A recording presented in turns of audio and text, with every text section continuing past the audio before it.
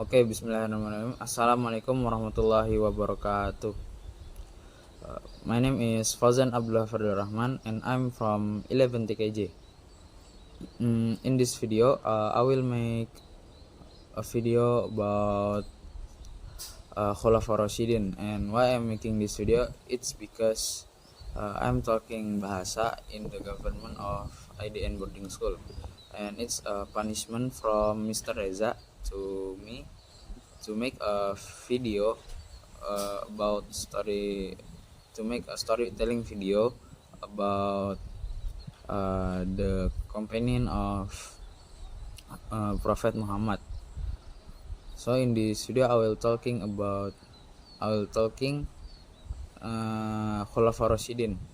And before we start, let's say thanks to our God Allah Subhanahu wa Ta'ala, who has been giving us mercy and blessing so I can make this video. And secondly, salawat and salam may given to our Prophet Muhammad Sallallahu Alaihi Wasallam, who has guided us from the darkness era into the lightness era, namely Islam.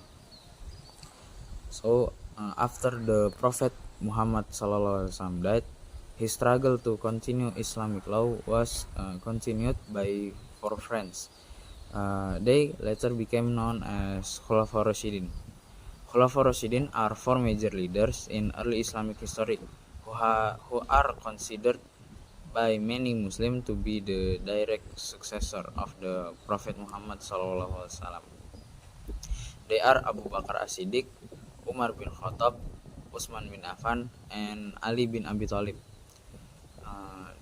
The term Khulafa Rasyidin means just Khalif or wise leader, and they were known for their just leadership, steadfastness in faith, and devotion to the Islamic religion.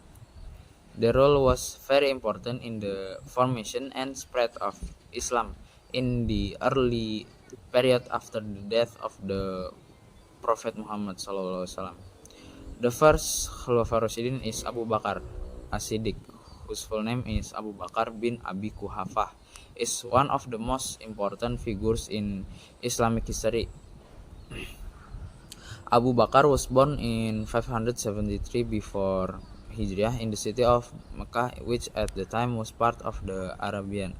He came from a respectable family and was a member of the Quraysh tribe.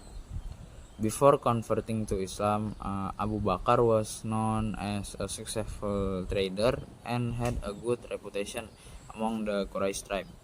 Abu Bakar was one of the first people to convert to Islam, or could be called As-Sabiqun al-Awwalun. As the first Khalifah, his main task was to unite the Muslim community after the death of the Prophet Muhammad. He also led Muslim force in several important battles, such as the war against Arab tribes who rebelled after the Prophet's death, known as the Riddah Wars. Abu Bakar was known as As-Siddiq, meaning As-Siddiq means the righteous one, because of his extraordinary integrity and honesty. During his leadership, he ensured that Islamic laws were enforced fairly, upheld justice through the growing Islamic realm. Abu Bakar led the expansion of Islam to regions outside Arab, such as Syria and Egypt, which became an important part of the spread of Islam in the world. He also supported the writing of the Quran in a form of after compilation by Zaid bin Sabit. Abu Bakar As-Siddiq died in 634 before and 2 years and 3 months became the Khalifah. The death of was called Khulafa Rasyidin. Umar bin Khattab is the second Khulafa Rasyidin, or the second Khalifah. Umar bin Khattab was born around 586 before Masehi, before Hijriah. or 586 Masehi in the city of Mecca, Saudi Arabia. I'm sorry. It's 586 Masehi. He was from the Quraysh tribe and grew up in a rich family or influential family. Before converting to Islam, Umar was known as a figure who was very hard to Islam and brave and firming of the maintaining the tradition of the Quraysh tribe. Umar was one of the first to convert to Islam in the third year of the Prophet Muhammad SAW. A big change occurred in his life when he accepted the teach of Islam. Previously, Umar was a strict follower of polytheism, but after converting to Islam, he became a staunch supporter of the Prophet Muhammad.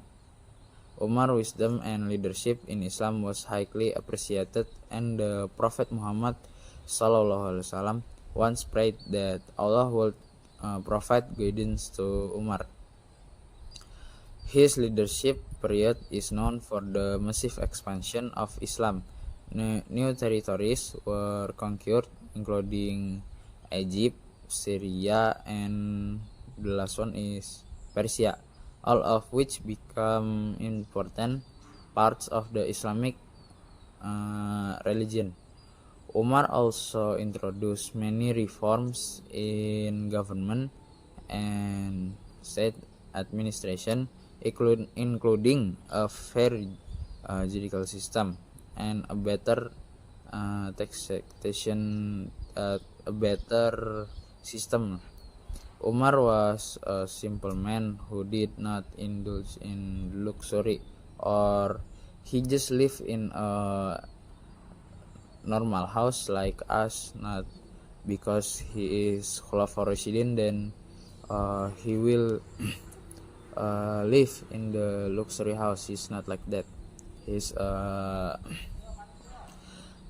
simple man who did indulge in luxury. He was known for living a very disciplined life and being strict with himself. Umar had a strong sense of justice and often visit ordinary people to understand their needs. Like when he became the Khalifah, he will go to the city and just he was go to the city that where his people live and see what they needs. And then Umar bin Khattab died in 644 Masehi after serving as a Khalifah for almost 10 years. He died because a man stabbed his back when he was on the Salah. And Utsman bin Affan